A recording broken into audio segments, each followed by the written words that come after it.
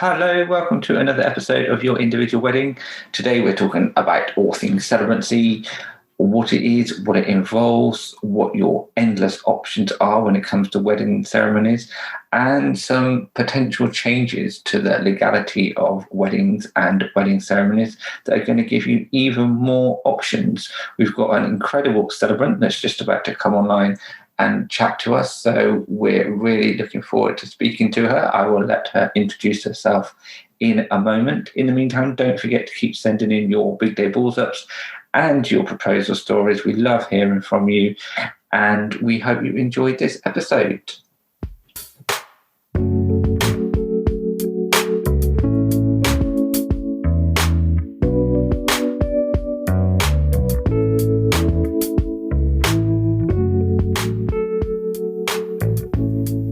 Good morning, guys. How are we doing? I'm good, thank you. We've got a guest today. How are you doing, guest? I haven't introduced you. I'm allowing you to introduce yourself. Hello, I'm Deborah. I'm from You Celebrancy, Yorkshire, and I'm doing really well. Delighted to be with you both on the podcast. Well, thank you so much for agreeing to join us, Deborah. Could you possibly, for the sake of our listeners, obviously you're a celebrant, could you tell us a little bit about celebrancy and what your role is within the wedding world? Of course I can. So celebrants are, well, it's one word to describe a group of professionals who train, and we deliver ceremony. So in the context of a wedding ceremony, we deliver wedding ceremonies and bespoke wedding ceremonies that are created for a couple, that are personal to them, the ceremonies that speak to their values, their beliefs, their hopes for their marriage going forward. Why do we have celebrants? Well, ceremony is not legally binding. And because in England, we're so used to registering a legal marriage at the same time as we do a ceremony, we forget that they're two separate things, both equally important, but they are distinctly different. A couple may choose to register the legal paperwork that defines them legally as a married couple in the eyes of the law at the same time as their wedding ceremony. Mm-hmm. And that, for many, is the right choice. And the way that you would do that, you would have either a church wedding, if that was your faith and your belief, because some, not all, faith leaders can legally register your marriage for you. Otherwise, your option, as the law currently stands, is to have a council registrar-led ceremony.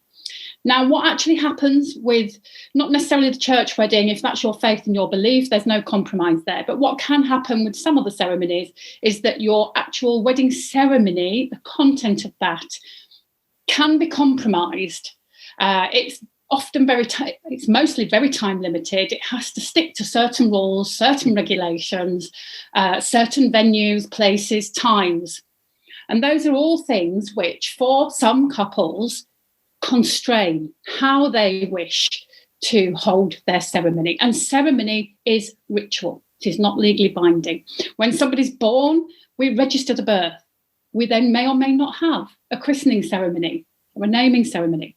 When somebody sadly passes away, we register the death. We may not have a funeral ceremony. A wedding is absolutely no different. It's only because we're so used to doing the registration, the legal paperwork at the same time as the ceremony, that it's become one thing. So celebrants help you separate out the registering of your wedding, which can be done separately, roughly 57, £60, depending on where you are in the country.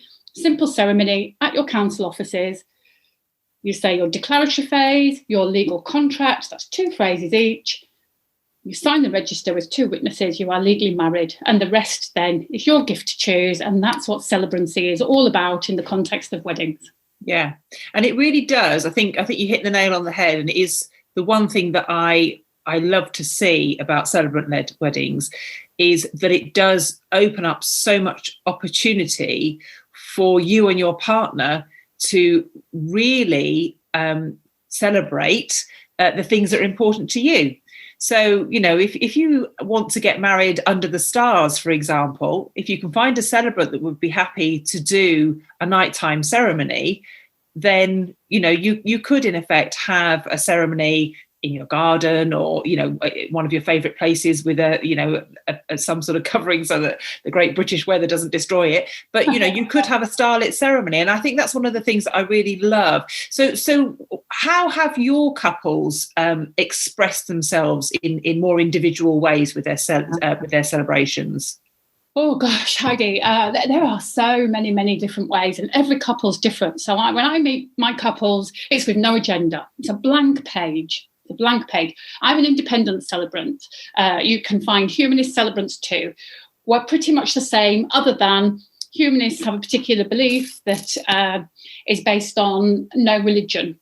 So I can't. Independent celebrants can have religious elements to their weddings. So sometimes I do ceremonies that are blending faiths, and that's how a couple may choose to celebrate their marriage. Give you a good example of that. I did a wedding ceremony just over a year ago at Otley Lodge. The groom had Catholic heritage and the bride was Hindu and Indian. And we brought them both together. We celebrated elements of both of their faith. We had some really beautiful visual cultural elements as well, because the groom's maternal grandmother was Polish. Wow. So we had a Polish bread and salt ceremony. I actually tried to bake Polish bread. Oh, wow. It did not go well. My bin was full of something that could only be described as something out of a horror movie. Have you ever seen The Blob? It's a very, very old horror movie.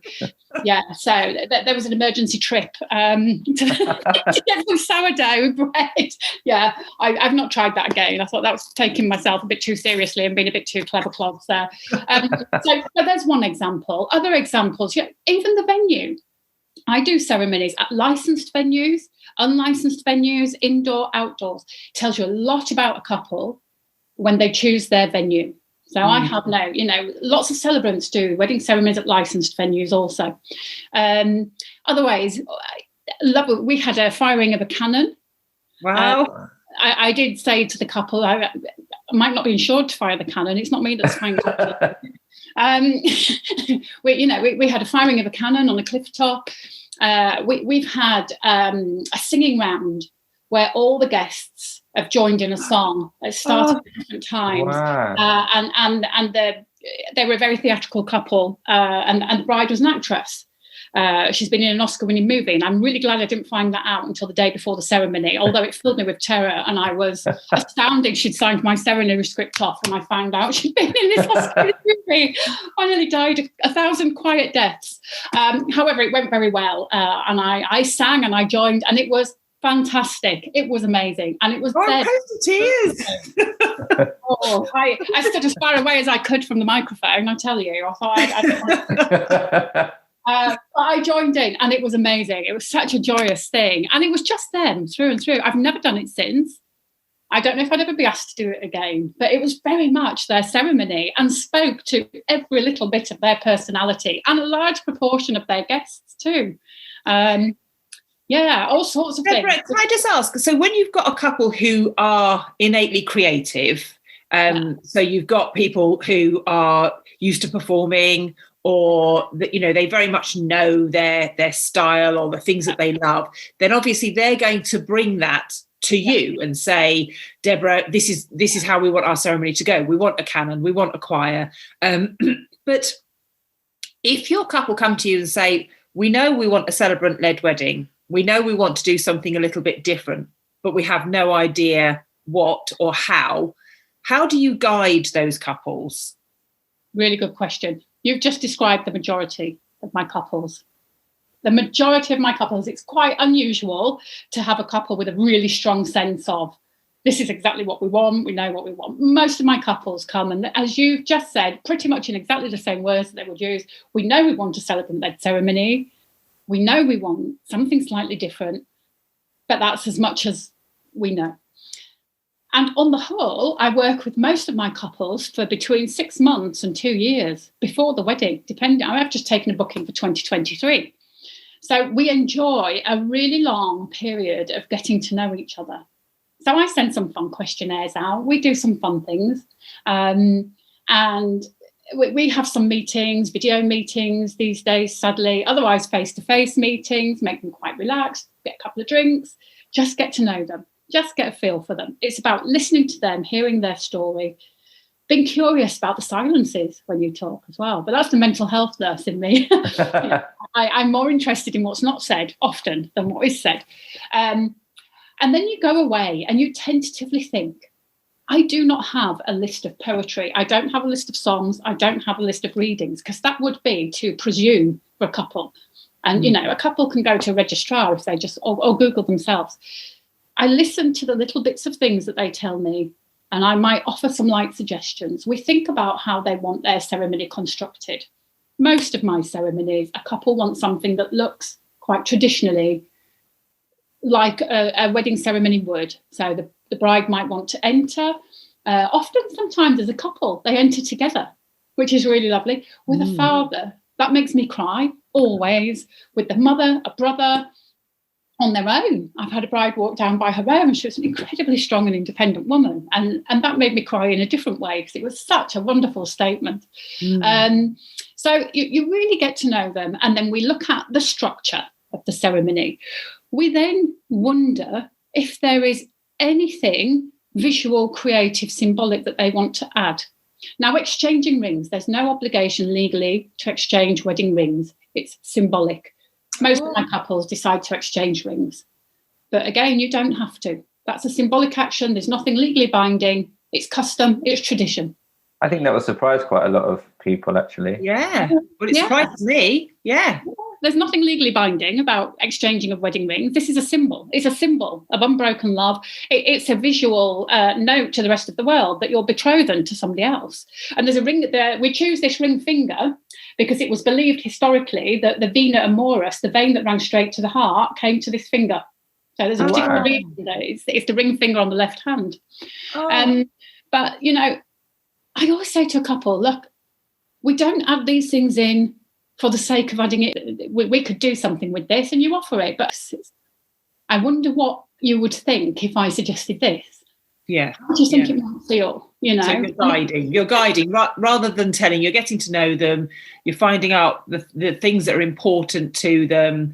As you say, for some people that might be faith. For some people that might be a thing that they always do.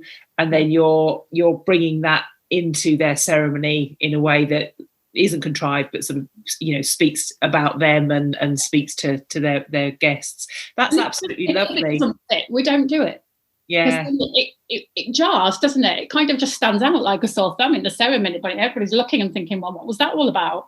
Yeah. Do you sometimes feel you have to permission to do what they want, and that freedom? Do some people feel quite restricted or not know just the scope of what they can choose to do? I always go through the options.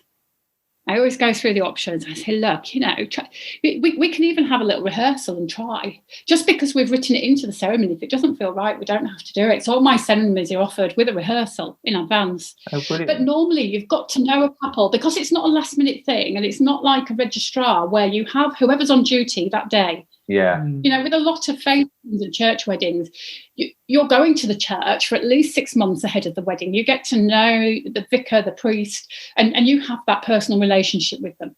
Registrars are lovely people. I've never met a bad one. They don't have horns. It's just the way their role is constructed. So you will meet on the day, 10 minutes, 15 minutes ahead of your ceremony, who's going to be holding your ceremony. And they're very good people, so they can assess. They've got to do lots of work before that, assess capacity, make sure everybody's there voluntarily. It's a difficult job. But with your celebrant, you are, making that personal connection, and you get to know how far you can push somebody, and you get to know when to back off as well. I will say to a couple sometimes, right, let's try just stepping right outside of the comfort zone. You're not looking nearly uncomfortable enough. And I'm just checking it out with you, because it's better that we consider it and discount it than don't think about it at all, because once your wedding day's gone, your wedding day's gone. Yeah, that's so true. Yeah. Or you can commission me to do a renewal of vows, but let's get it all done correctly now. Yeah. So sometimes you might just say, shall we give it a go? Yeah. And have you got an idea of how many weddings you've done, Deborah? I've done to date probably 40, I want to say 43. I'm basing that on my TRIA application and how many I'd put on the first year and the second year, and how many I'd done the year before I even applied for the awards. And speaking of awards, you are I want to say the UK's best wedding celebrant. Is it the UK, or do they break this down into England or? Yeah, I don't think Scotland's included. Okay. Wales. Yeah. But you have won the Wedding Industry Award for the best, I'm going to say, English celebrant. I more comfortable saying English too. I think the nearest we get, they do sort of northwest, northeast. So I won northeast regional final first, and then there are, I don't know how many regions. Are there about 12 regions? I think I'm calling from memory. Yeah, that was a real surprise. That's incredible. I was very lucky because I'd had, in spite of lockdown, I'd had a real run of ceremonies at the back end of 2019 and the early end of 2020. Just one of those things ahead of lockdown, and several just as lockdown had opened. Yeah, so I had a good portfolio. So, but yeah. It was amazing, very exciting. And obviously it was done very differently this year, because they, normally they have the big fancy do, the big award ceremony, the grand finale in London, and I've actually been to it a couple of times, and there's a lot of pizzazz going on, isn't there? There's lots of I think the year I was there, they had acrobats, fire eaters. Really? Yeah, it was quite a full-on affair. So obviously this year it was slightly different. So how did they announce the winners of the categories this year? So it was all done. Damien presented it virtually. So it looked like it was pre-recorded for both the regional and the national finals. It was a pre-recorded event. It was really anxiety-provoking because you had no idea. And everybody was invited. Anybody could watch. A link was sent out before. So we were all watching it. I mean, the regional finals I watched with my children on the sofa, and we went wild. I'm not sure what the neighbours made of that. But in a twist of fate that could only behold myself, I'd been asked to go do a nursing shift. I still nurse part-time, and I love it. I love it as much as I love my celebrant work. But I'd been asked to go do a shift that day because we were short-staffed, and I got snowed in on the ward because it was the day that we had all the snow in Leeds. Oh, my goodness. I had to walk home 5 miles in the snow. Oh, wow. So I missed the awards. Oh, Deborah. I had to turn my phone off because I didn't want to know what the results were. And then when I got home at about, I don't know what time, it must have been 8, 9, even 10 o'clock, who knows.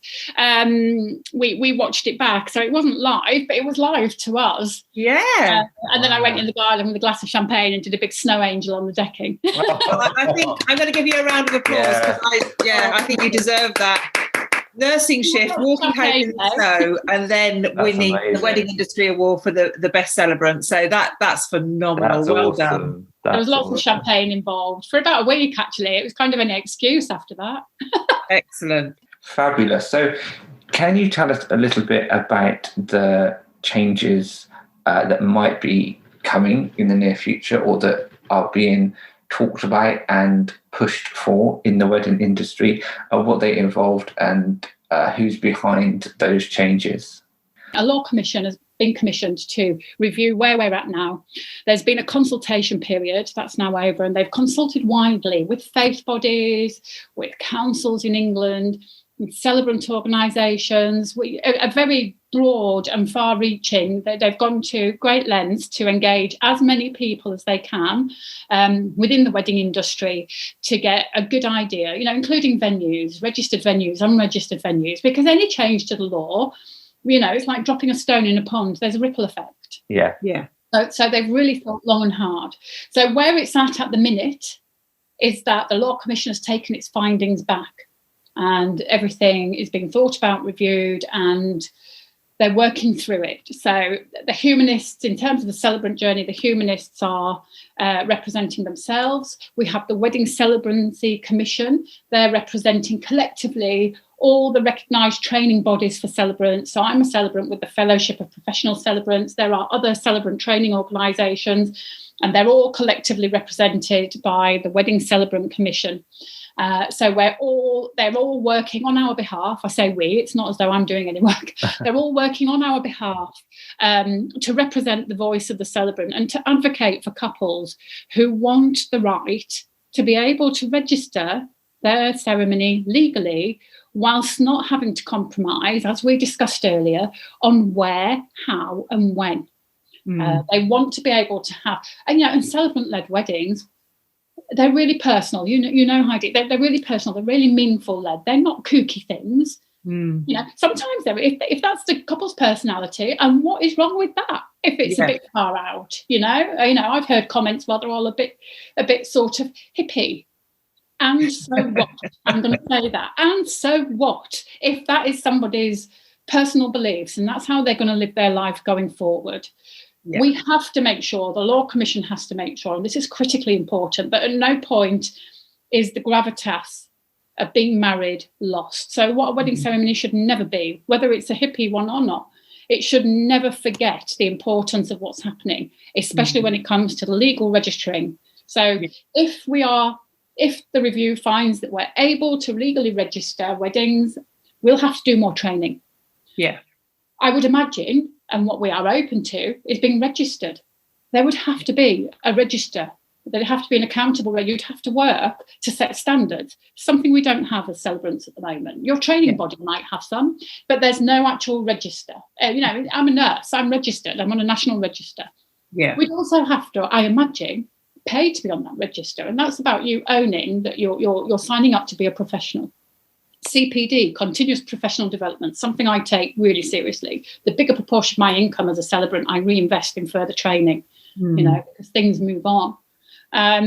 So we would be committing to doing all those things. Yeah. That would give the couple freedom. At the moment, there is a discrepancy, isn't there, between, I understand, the law that applies to weddings in Scotland and Northern Ireland, and the law that applies to weddings that take place in England and Wales. Yeah. So in Scotland and Northern Ireland, am I right, Deborah, in saying that you can have your wedding registered during the celebrant-led celebration? That's right, isn't it? So there are a few different models around that the Law Commission may be looking at, ones that I know of. I mean, in most of Europe, people register, with the council office, and they have the ceremony. It's the norm, unlike in England. I have a friend who got married in Greece. She rocked up, they registered their wedding. And I've heard a story of the person who registered a wedding kind of having a cigarette in his mouth and flip-flops on. And then they went, I'm sure that would never be the case in England.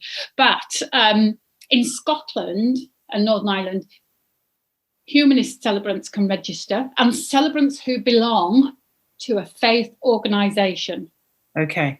So they may not be humanist celebrants, but they have an organised faith belief of their own collectively, and they are registered to that. So I did, on Burns Night last year, I did a wedding ceremony for Wanda and Ivan on Bute. It was beautiful.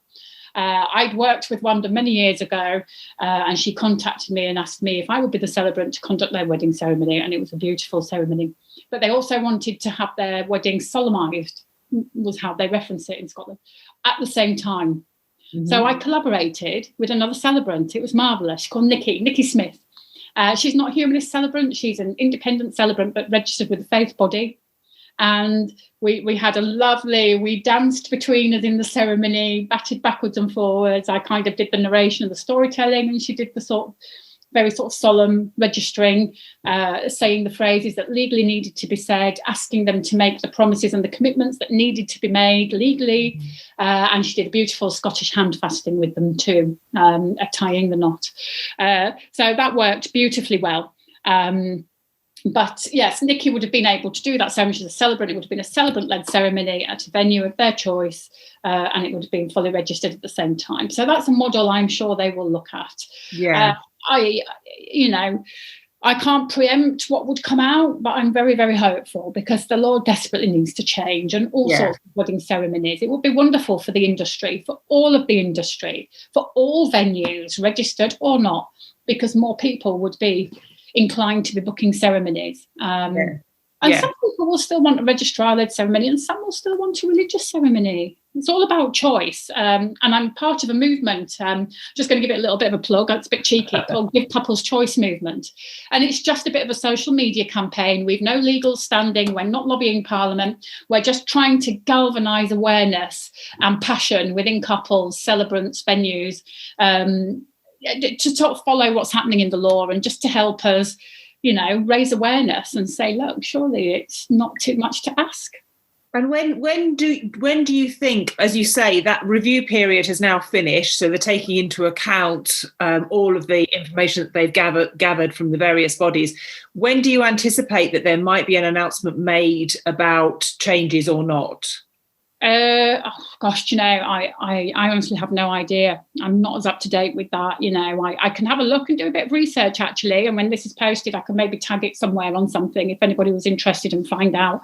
These things are never quick, but they've got a time scale to work to. I just can't remember what it was. And they've pressed ahead. COVID hasn't slowed that down. We did wonder if COVID might halt it, but no, they've pressed ahead. I mean, I do think that COVID has shone a light on the fact that it's probably safer for people to be having more weddings outdoors, more space. We now have vaccinations, and things should hopefully be able to revert to close to how they were. But I think with that in people's minds, I do think the sort of the idea that you could have a legally binding ceremony and full wedding outdoors is quite appealing to a lot of people. Yeah, no, I agree. And there are some lobbies. You may have seen the UK Weddings Task Force, and they're doing amazing work lobbying Parliament to get weddings reopened. And there may be some interim measures. They're slightly different to the full law review, but there may be some compromise and some interim measures in order to open weddings safely, just in terms of moving outdoors and stuff, things that are sensible, that make sense. Slightly different issue to the longer term changes to the law and the marriage law, kind of working alongside. But they're doing, they've had a seat at the table at number 10. They're doing fantastically well, and nobody's been paid to do that. This is out of passion for the industry and out of just out of wanting to champion everybody across the industry. Yeah, absolutely. It's been incredible what they've achieved so far and what they're pushing for. So hopefully we'll hear some great news on the outcome of that soon. So yeah, awesome stuff. Right, it's time for some quick fire questions if you're ready. I've got 5 quick fire questions. Some are wedding related and some are just in general. Okay, so number 1, cheese board or dessert table? Dessert table all the way. Sweet tooth, I like it. Okay, cool. Shall I do all mine and then you do all yours? Is that going to be easier? Go for it, Ross. Go for it. I've got Downton or Bridgerton. Which one, sorry? Or Downton or Bridgerton. Oh, God. Can I confess here without being lynched that I haven't watched either? Okay, that's fine. I'm going to say Downton. I've heard more about it. It's just down forever. So I could probably take a bit more of a guess about it. I'm going to say Downton. Okay, Downton, that's fine. I hated history at school.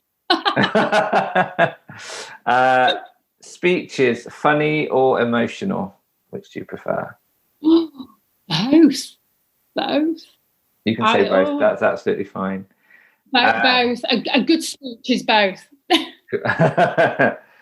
Best lockdown box set, if you've got a recommendation.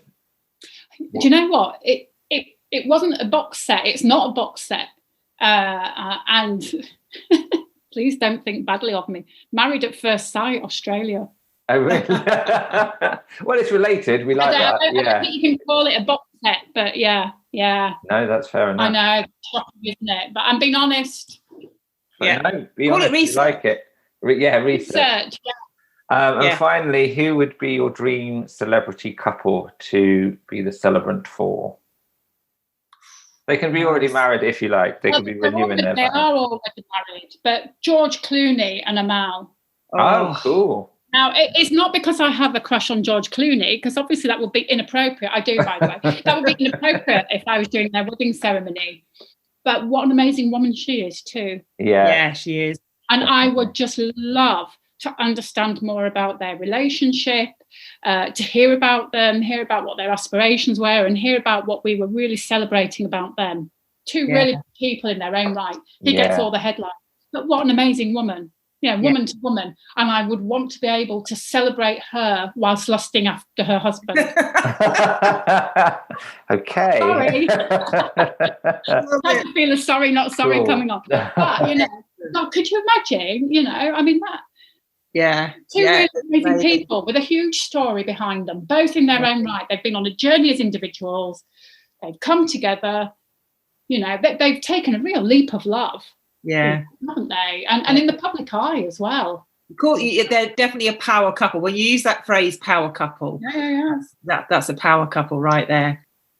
Deborah, are you ready for my questions? I'm ready, Heidi. Go on, do your worst. Okay, so the first one, we've just had Valentine's Day. So do you celebrate Valentine's Day? Oh, this is painful for a celebrant. No. Can I also qualify that with, I never remember my wedding anniversary, and it's only when my sister sends me a text to ask me what we're doing today, and I sit there thinking, I'm at work, what do you think I'm doing? And I suddenly think, there's a reason she's asked that. Oh my God. I love it. We did when we were dating, absolutely, and we loved it. But once we were married, I kind of thought to myself, we keep the love alive in certain ways. It's not that I'm not romantic, but I think, you know what, sunshine, whether you want me to be your Valentine or not, legally you are. I love it. So we talked about the ideal couple that you would like to host a celebrant-led wedding for. But if you could conduct a ceremony anywhere, where would you choose? Oh, gosh, it's so hard because it has to be meaningful to the couple. But if I could go anywhere, it would be in the Abel Tasman National Park in New Zealand. It's a place very dear to my heart. I worked in New Zealand for several years, and my logo is a fern leaf. And my daughter's called Fern, but it's because of all the symbolic Maori meaning to the New Zealand silver fern. And I spent hours and days just walking through the New Zealand Abel Tasman Sounds, looking at the ferns. And so to conduct a ceremony on a little secluded bay on one of the sounds would just be amazing. So dear listener, that's getting married in New Zealand, I'll buy my own ticket, but yeah. So that listener right now who's sat at home going, oh, that's where I want to get married. You know who's getting it's the only place you can get married at the moment, isn't it? New Zealand. It probably is, and no one let us in anyway, would they? Yeah, exactly. I've had my vaccine. I'll have my vaccine, please. I'm begging. Okay, so would you rather be able to fly to the moon or do deep sea exploration? I love flying, and I am a scuba diver. Wow. So I'd do either. I think fly to the moon, because the deeper you go diving, the less you can see. And I am a little bit strictly tropical with the scuba diving. So I think I'd fly to the moon, Heidi. Yeah. Okay. Fly me to the moon. Oh, shush. If you could choose between a weekend in a city apartment, in a swinging city somewhere when we can travel again, or a country house hotel, which would you choose? Country house hotel, especially if it had a spa. Hopefully you'll start having a little bit more time to be able to do those things. Are you still nursing now? I am. Yeah, I am. Very much. Yeah. I'm on a late shift this afternoon, actually. Oh, wow. I am still nursing. And I love my nursing. It's listening to people, it's hearing their stories. As a nurse, it's the same. As a celebrant, as a nurse. As a celebrant, I do it to create ceremony. As a nurse, I do it to help people create their own recovery. Yeah. Exactly the same skills, used slightly differently. And doing both makes me better at both, I believe, for me personally. But yeah, what I would say is we're quite hopeful. Obviously, everybody's tired. It's been a long year and a bit. But yeah, everybody's feeling hopeful now. And you don't want to lose the hope. There's days where you feel less hopeful than other days. Yeah. Obviously, I'm not going to say that I sail through this and I'm waking up every morning, skipping into work. There's days where I just think, you know what, I'm done with all this now. But hand on heart, I feel really positive for this year. Yeah.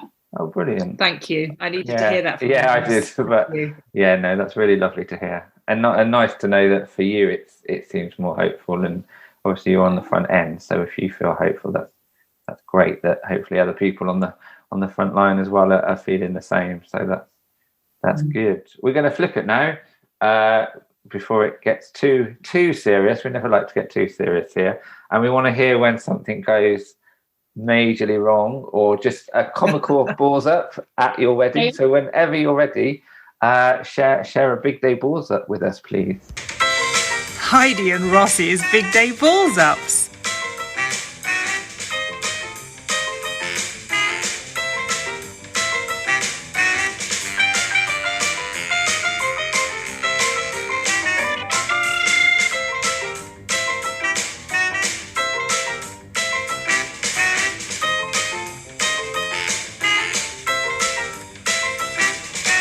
I mean, I can't say that it went majorly wrong, but one thing that was quite funny, the ceremony I did with the canon, it was on a cliff top and it was outside. and all the certificates and the vows blew away. We were chased. I had to just stop the ceremony and say to everybody on the front rows, help. Yeah, that was quite comedic. But again, being that very theatrical couple, we got away with that. It was funny. I did a wedding ceremony, a beautiful ceremony in a beautiful big garden in somebody's house. And they had a marquee, beautiful. It was absolutely stunning. And they were having an owl flying the wedding rings. And they're not the actual rings. I had those, but they were replacement rings in a bag for obvious reasons. Yeah. In order for the owl to fly down the aisle and surprise all the guests, so the bride, the groom, and their children were in on this. But in order for the owl to be able to confidently fly down the aisle, the owner, the trainer, the owl keeper, I'm not sure what you'd call them, what the correct term, she walked the aisle down through the tent and the aisle to orientate the owl to the space. Made sense to me. So then we had a little bit of a brief period and a gap because obviously she had to hide with the owl, so nobody would guess. In that space of time, the florists arrived and placed big bay trees at the end of the hairs. So we're all stood at the front. The time for the exchange of the rings came. Their eldest child kind of walked into the middle with his glove on and whatever it was that the owl was going to be catching. The owl swooped, got halfway down, suddenly stopped and did like a backward flapping of the wings and flew off again. I was like, so then the poor owl keeper, she had to apologise profusely, walk down the aisle again with the owl and then set him off again. And then in the same wedding, we then got the rings out, and the groom's wedding ring was quite, it wasn't a D-shaped ring. I don't know, wedding ring designer friends, whom I've got a few, you'll probably shoot me. But I want to say that it was beveled, it was flat. Yes. Okay, yeah. Flat, and it was quite wide. And the marquee was boarded out. So that there was no irregular bits on the ground. So it was boarded out beautifully. And as we were exchanging rings, the bride dropped the groom's ring and it landed in such a position that it then rolled off. Oh, no. Oh, no. Finally got the rings from the owl. They lost one of them. And it rolled under the seat of a very elderly relative who looked a bit flustered when all the young children dived at her feet. So, yeah, those would be my two main ones. They're the only ones. Yeah, brilliant. Excellent. I want to say, what a hoot. To Heidi. I'm sorry. She takes the tiara. Oh, brilliant. I know I've seen lots of pictures of the sort of owls live in the rings and it always looks so idyllic, but yeah, the reality probably there was is. A special reason for that couple, and it, you know, their garden was set in beautiful grounds and trees and things, so it fit. It wasn't just gimmicky. It was they loved nature, they loved that sort of thing. I think one of the children was very, very, very big on Harry Potter. Cool. These days, you often find there might be a cheeky little Harry Potter reference there as well. Yeah, nice. Yeah. I've learned from that, so if I ever do one again, I'll make sure that the ceremony space looks exactly as it should be before somebody orientates the owl. You'd never think of it, would you, until it's happened? No, and she'd hidden, because if she'd seen them putting them in there, she would have probably thought, I'll do another quick. Yeah. She'd hidden with the owl, because the family had dogs as well, and the dogs were part of the ceremony and around and about. So she had to hide, so the dogs stopped going crazy because they couldn't get to the owl. I love that might be on the checklist though. Rings, orientate owl. It's on the checklist. Yeah. What a wedding. That's wonderful. Well, thank you so much, Deborah. It's been amazing, and it's given me information that I never had. I didn't know a lot of what you've been telling us today. So really appreciate it. So if people do want to get in contact with you, Deborah, how do they do that? Just by the website. It's truetoyoucelebrancy.com. I've got a Facebook page. I'm on Instagram. I would say I'm on Twitter. I go on Twitter about twice a year. I mean, we've already heard how I am with owls. I think I tend to leave the birds to Twitter. I'm not very good at it. I don't know if I've tweeted, retweeted, or what I've done, and I just feel I've made a terrible mess. So I need to get better at tweeting. But Instagram, Facebook, website. Yeah. Lovely. Thank you so much for your time. We really thank you. Really appreciate it. Good luck with your shift later, and we hope things improve for you and we get back to weddings as well. Thank you so much. Take care. Looking at my uniform on the ironing board. The glamorous life of a celebrant. And this photo. Thank you. Thank you. Bye-bye. Thank you, Deborah. Thank you so much. Bye. Bye. I absolutely loved that. I thought that was an amazing interview.